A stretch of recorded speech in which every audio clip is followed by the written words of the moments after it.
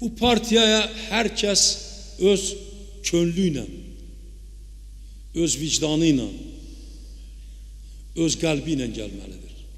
Bu bir milli çerçevede olan partiye değil, milletinden, dininden, dilinden asılı olmayarak Azerbaycan'ın her bir vatandaşı için Yeni Azerbaycan Partiyası doğma partiyadır.